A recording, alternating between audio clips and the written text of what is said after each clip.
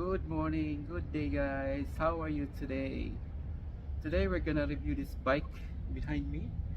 It's a Naicisports Air X1 model, and today it's hot. It's around 41 degrees here in Rim Park, Abu Dhabi. And what we're gonna do is I'm gonna take you to the basic specifications of the bike, and then probably we're gonna run some few tests, to check the suspension and the controller. I had this bike for a month now. I purchased from Alibaba, but never really had a chance to review it properly. So for you guys who want to, still undecided to buy an e-bike or which model, maybe this review can help you. Like I said, I'm gonna take you to the basic specifications of this bike before we're gonna have this bike tested, before we're gonna ride this bike and check. This bike's model is called Nici Air X1. Now this company called Naicisports, they have three variants of this bike, namely X1, X2 and X3. I think X3 is the carbon fiber frame model, which is obviously more expensive than this. However, that is a lot lighter. It weighs around 14 kilograms only.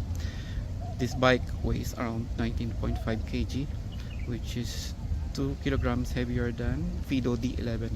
Okay, this bike's frame is made from magnesium alloy, which is lighter than the normal alloy bikes that you can see in the market.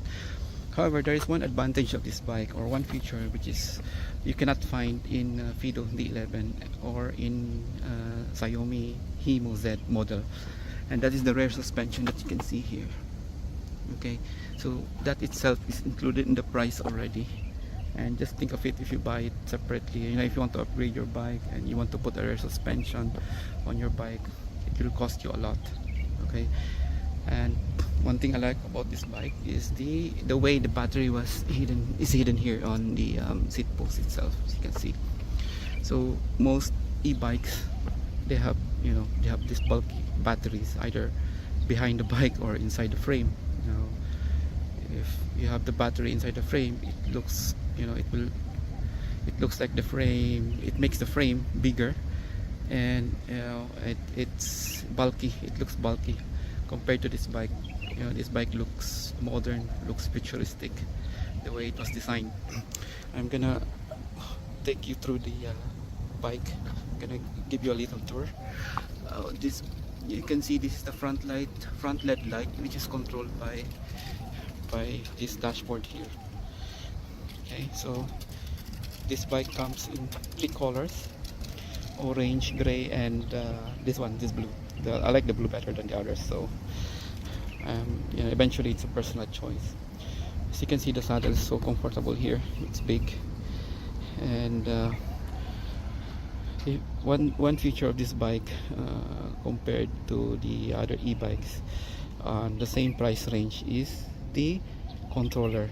Now this controller is made from colored LCD screen. Okay, so let me switch it on for you. Okay, it may not be visible in daytime, but actually it does the job. As you can see, the switch here, it's more modern. It's so small. Okay, now this controller, or your mini dashboard, it controls your light, your speed, the motor, the passenger assist, and I think it has more information to the user compared to the other controllers. When I had my first e-bike, I only have this small controller in black and white, and it only shows the pass level and the kilometers traveled. That's it. Now, by the way, this bike does not have a throttle, so it means it's running on passenger assist, or PAS. So basically, the motor will start when the user will start pedaling. Okay, so the higher the PAS level, the faster the bike is. That's how it is. It has 5 modes, and the motor, once you set it to the first level, you can actually feel that the motor is helping the rider, you know, push the bike a little bit. So we're gonna test this bike, how, you know, to see how the suspension works, you know, how the controllers will react once we switch off into different passenger mode, pass modes, and yeah, let's see. Okay, so we're gonna test this bike now. We're gonna have a few rounds here in the park. So what we're gonna do is let's start with, you know, 0 or manual, then we'll go to 1 gradually, and then to the highest, which is pass 5, passenger assist 5. Okay, so when you start the controller, you have to press this button for around like 3 seconds. So you can see that there is, you know, the screen will turn on. And what we're gonna do is just we're not gonna put any levels or assist. So you can see it's 0. So 0 is manual. It's like riding a normal bike, not really an e-bike. And then I'm gonna turn this passenger assist to 1. So let's see. Now by turning to 1, you can feel a little bit of push from behind. Okay, so a little bit of push from behind. So you can definitely feel that the motor is slowly working now. Okay, now I'm gonna switch it now to level 2. Okay, so level 2, you can hear the motor behind me. See, with a little you know, less effort in pedaling, the motor is doing his job, pushing the rider. Definitely less effort. So I think level 2 is enough if you're going to, you know, to school or to office, to work, you know, without really sweating a lot. So 2 is enough. Now I'm gonna switch now to level 3. Okay, so level 3, yeah. Oh yeah, definitely it's like riding a e-scooter. Little bit of effort in pedaling, and the motor is doing its job. Okay, see, e-bike works like the faster you pedal, the faster the motor will push. So if you want to achieve like 30 or 40 kilometers per hour, you can also do that with level 3 of assist, because you just have to pedal faster. That's it. The rest will be done by the motor. Okay, now I'm gonna switch to level 4. Let's see. Okay, so fast.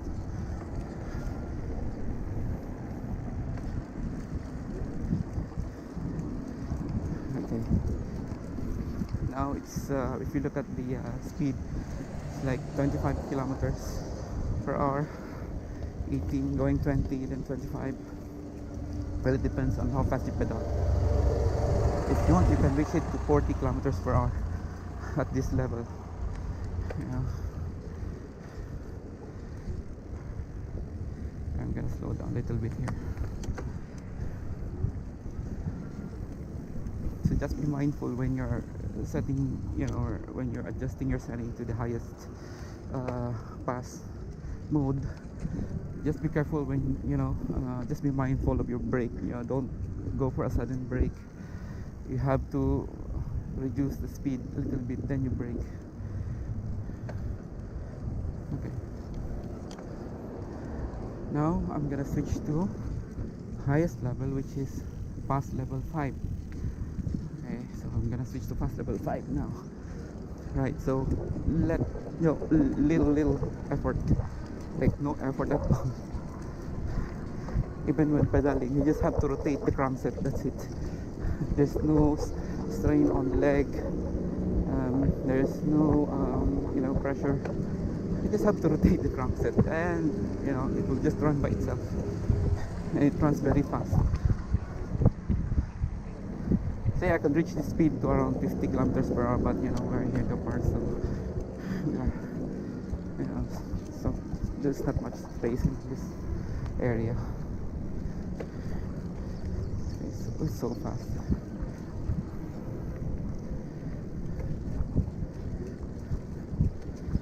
Now I'm gonna reduce the speed to 4. Okay.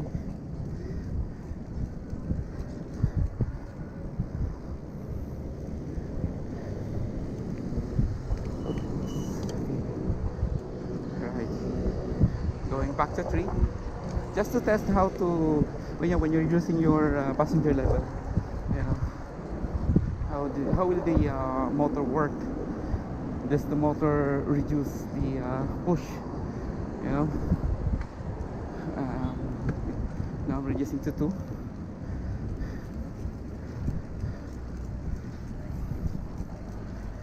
Back to 1. And then back to manual mode. Now it's 0. Now it's like a normal bike. Okay, so normal bike, obviously you have to pedal more.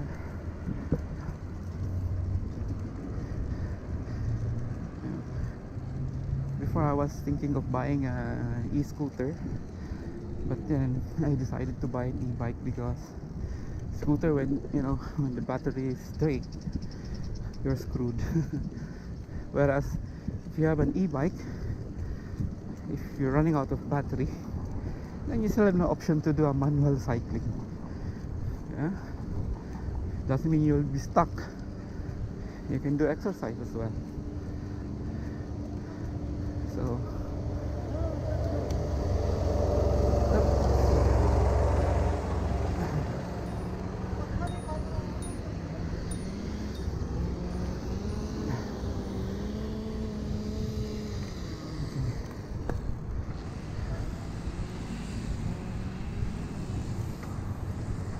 So this is manual.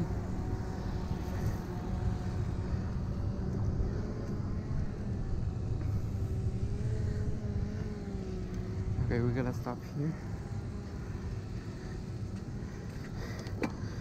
Right, as you can see, we tested all the levels 1 to 5 and the manual mode.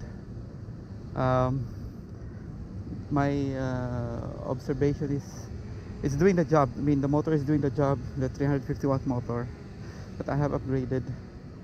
And as far as this controller is concerned, it's doing the job as well. I mean, I don't see any defects, I don't see any failures. Even the switch here, it's so small, so modern. And I think for those of you who still undecided which e-bike specifically to buy, which model, well, there's a lot of choices in the market depending on your budget actually. So for this, if you really want a slim type, like, by the way, this is a folding e-bike, so it's a 20-inch folding e-bike, so you can find some e-bikes in the market which is around, I don't know, maybe you can even find $400 to $1,000. It depends, really. It depends on the motor, it depends on the material, it depends on the design. So this bike has a similar price range with, I think, Fido D11. So but compared to Fido D11, this one is okay, at least in my experience. So that's it, guys, and thank you for watching.